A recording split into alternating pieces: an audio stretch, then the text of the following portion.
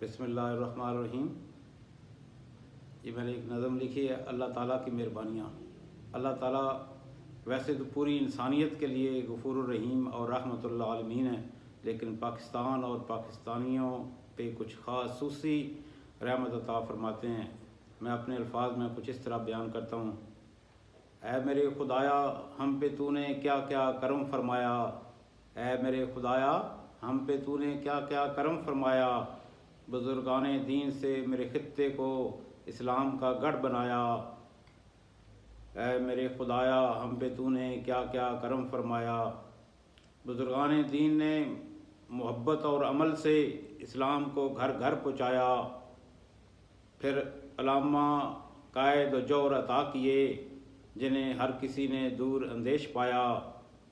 अलामा को गैब से मुल्क की बशारत दी, फिर उन्होंने हमें ये मुजदा सुनाया। ऐ मेरे खुदाया हम पे तूने क्या क्या करम फरमाया।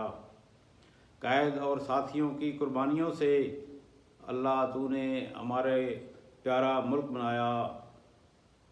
मेरे लोगों को फ़हम फ़रासत बख्शी, उन्हें मेहनती व जफाकश बनाया। ऐ मेरे खुदाया हम पे तूने क्या क्या करम फरमाया। पहाड़ समंदर सोना मट्टी सब कुछ अता किए, सर्दी गर्मी ख़ज़ां बहार को अलग उतरवाया।